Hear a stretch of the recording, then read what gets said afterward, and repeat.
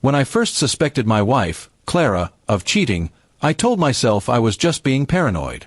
We had been married for 8 years, and while we'd had our share of ups and downs, I believed we were solid. But lately, something had changed. She started staying late at work, guarding her phone like a secret, and smiling at texts she would never let me see. Every instinct in me screamed that something was wrong, but I needed proof before confronting her. That's when I decided to hire a private investigator. The investigator, a man named Martin, was professional, calm, and direct. He didn't make promises, just said he'd find the truth. I gave him Clara's schedule, her workplace, and even her gym routine. He listened quietly, then said, "Sometimes, people surprise you.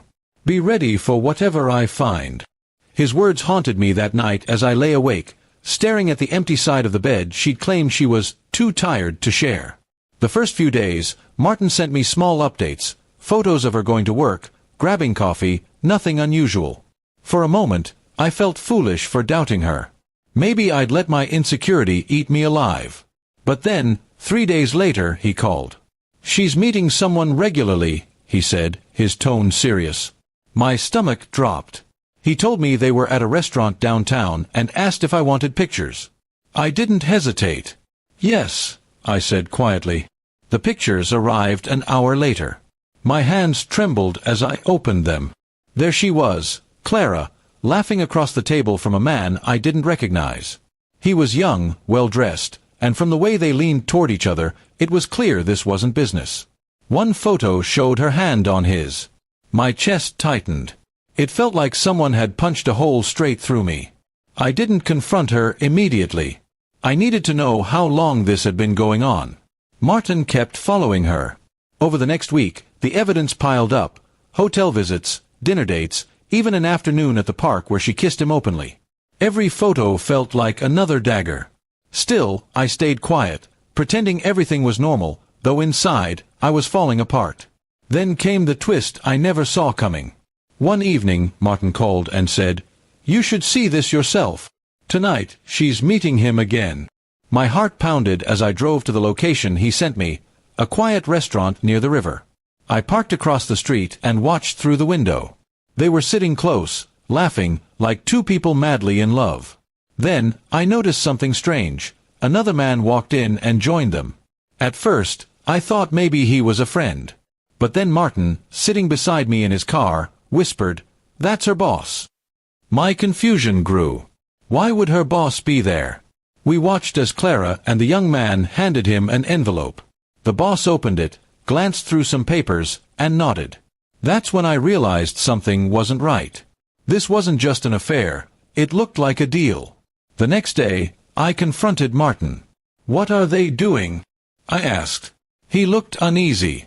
"I think your wife and that man are involved in something more than an affair. She's helping him sell company information. Her boss might be in on it." My blood ran cold. Clara worked as a financial analyst in a private firm. If what he said was true, she wasn't just cheating, she was committing a crime. I asked Martin to gather solid evidence. Over the next week, he did. Hidden camera footage, voice recordings, bank transfers, all showing Clara's involvement in leaking confidential files. My heartbreak turned into anger, but not the kind that makes you shout. The quiet kind, the one that makes you plan. I decided to expose everything. I collected all the evidence and sent it anonymously to her company's HR department and the CEO. Within 2 days, Clara's world collapsed. She was called into a meeting and never came back to that office. When she got home that night, pale and shaking, she told me she'd been fired. "Someone framed me," she said, eyes wide with panic. I didn't say a word. I just looked at her. For once, the guilt was written all over her face. A week later, the police came. Apparently, her boyfriend had confessed and pinned everything on her to save himself. She was taken in for questioning, and though she was released later, her reputation was gone. Friends avoided her, and even her own family turned their backs. Through it all, I remained silent. Eventually, she tried to talk to me. "I made mistakes," she said, crying. "But I never wanted to hurt you."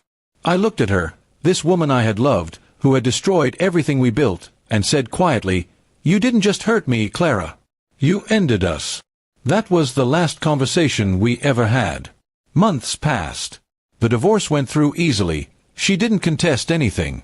I moved out of the house and started fresh in a small apartment downtown. Sometimes, I still think about her, wondering how someone I once trusted completely could become a stranger. But then I remember the moment I decided to find the truth, and I'm grateful I did. The unbelievable ending wasn't just catching her cheating. It was discovering the depth of her betrayal. She didn't only cheat on me with another man, she cheated her company, her friends, and her own integrity. And in the end, while she lost everything, I found something priceless, the truth that set me free.